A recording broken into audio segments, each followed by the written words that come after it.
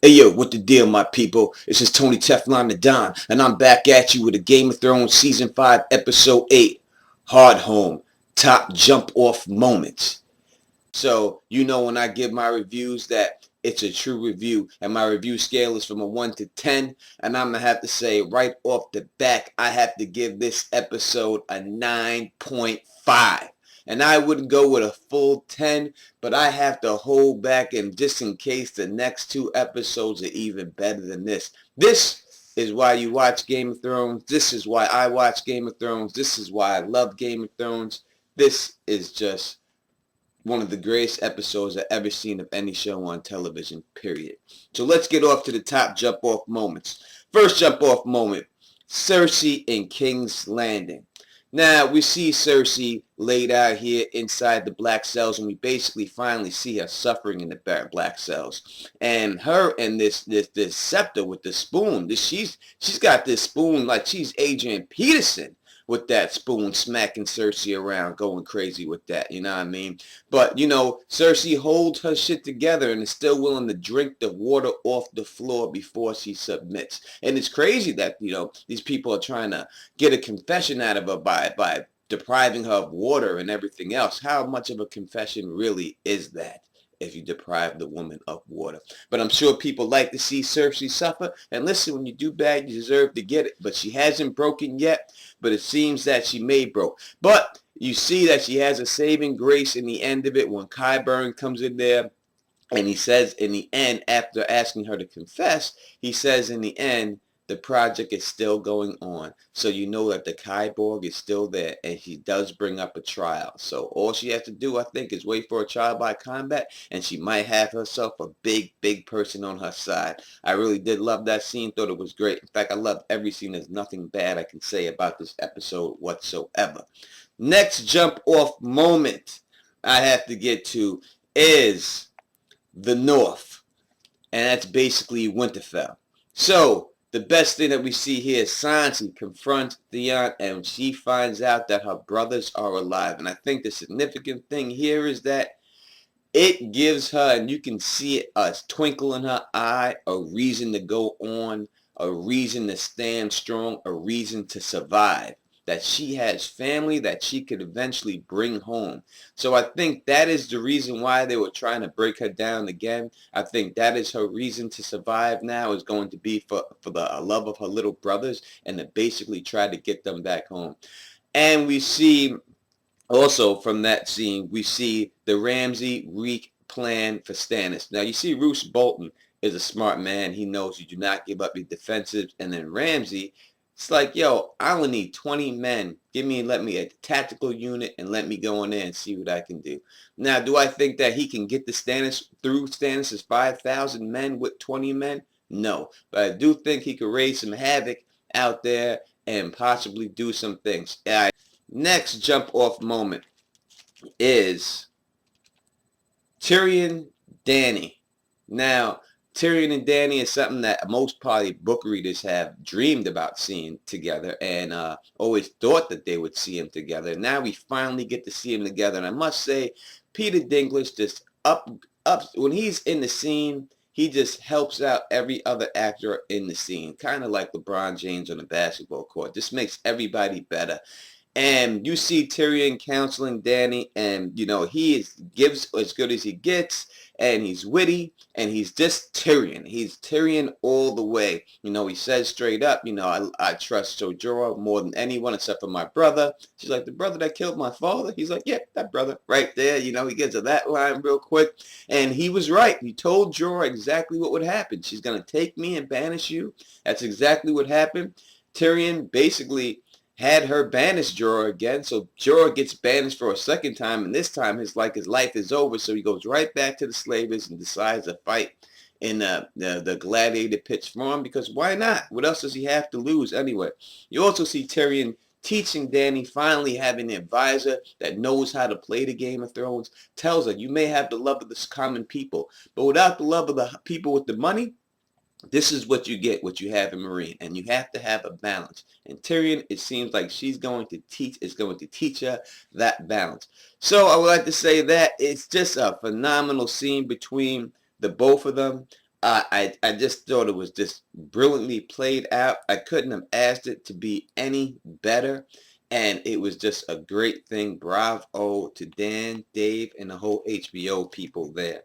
So my next jump off moment is faceless Arya. Now, you see that Arya has advanced. You see her playing the game of faces, and she only gets hit once this time, and not even that hard. And I love the way they shot this scene, the way they have Arya just telling the story, and you see her doing the story. We see what it's setting up. The guy, the skinny man, who was hurt, who is doing wrong by people, taking their money. He has to go. She's setting up to kill him, and you see how Jaqen's like, even if she gets found out and she gets killed, it doesn't matter. She's just expendable. And that's the way they're playing it. So I thought that was a great scene. I'll also just say that the prediction I had for Arya, people may say they had it, but it wasn't. It was really just me. And I think it's going to come true. And I think it's going to go out there. So I think that's going to happen. And I'm excited to see that happen. But the whole scene with Arya, I think was just phenomenal. There's no doubt about it. So let me get to my last jump off moment. And this was a great episode, but it really wasn't too much to talk about due to the fact that the pacing was very good. And that is the wall in Hardhome. Let's just go right to it. So we get Sam and Ollie. And let me tell you straight up, Ollie's up to no good. Sam just gave Ollie the reason for him to do what he has to do. And he says to Sam says to Ollie, sometimes you do things that people don't understand, but you know is right. And Ollie says, yeah, okay, and walks out. And I hate that little bastard, Ollie. Let's go right to Hardhome. I can't do this any longer. All right, now Hardhome, I do not watch The Walking Dead. I do not watch zombie movies. These were the greatest zombies I've ever seen in my life. The best zombies since Michael Jackson's Thriller video. I think that it was just tremendous. Everything about this, I did not see this coming from the clips that they showed of Hardhome. I thought it was just that one little section. But when the camera pulled back and you seen the whole coast full of wildlings, beautiful shot, beautiful. When you see Jon get up there and Tormund there and the Lord of Bones try to step up and Tormund just beats his ass. And I was saying to myself when that was happening, why is he over here letting this dude talk? The Lord of Bones ain't shit. And he just beats his ass. So anyone who thinks the Lord of Bones is glamorous, man, I hope that's out of your mind right now, too. So we see them go there. They get into the council with the Thens and everything else. And basically, listen, you have to do it. You have to join up with the Night's Watch. They have to join up. And this scene just shows exactly why you have to join up. You see the Whites come out there, and first the White is fighting Jon Snow, and we see that the Valyrian steel blade is able to take out the White Walker. So we always thought that Valyrian steel and dragon glass were two different things, but it looks like dragon steel is Valyrian steel, the way it affects the White Walker. So that's another weapon against him. In fact, I have a video about the wall where I talk about all this before this episode came out, which is crazy.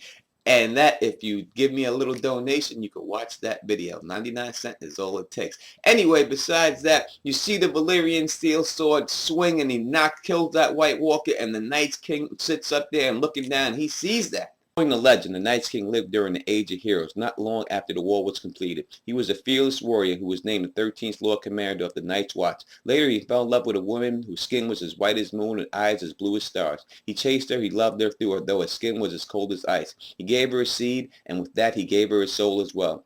He brought her back to the Night Fort, and after an unholy reunion, he declared himself king and her queen. In this reign, it was claimed that he terrorized the North. It wasn't until his own brother, the King of the North, and Joran, the King beyond the wall, joined forces to put the Night King down.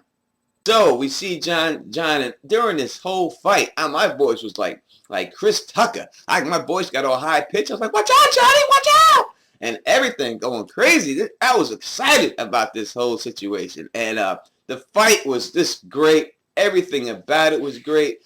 And just the flood of these zombies and the way they came was just tremendous. Now, when the Night King eventually came down and stood out there and was staring at Jon, and you seen him put his hands up in the air, I really wish he would have touched the water and froze the water and had the whites go across. Or I thought he was just going to have the whites, instead of just rise, just all dive into the water and just start chasing them. But there's no way they could have done that scene, because there was no way Jon would have got caught, because he was still very close. But we see at the end, I think the end of it all, the Night King and Jon Snow. I think that's the end of it all, and I think we've seen it right there. So once again, let me give this episode a 9.5. Listen, at the end of the season, when I go back, it may just jump up to 10. It's deserving of a 10. I'm just not giving it 10 because I want to see what else they got for the next 2 episodes. That's the only reason why. So if you like the way I do this, please thumbs up this, subscribe, like. The TMB Q&A on Saturday, 11 Eastern. Please leave your questions for this video there. Me and Bar will be happy to answer them. And until next time, you know who it is. Peace and stay sexy.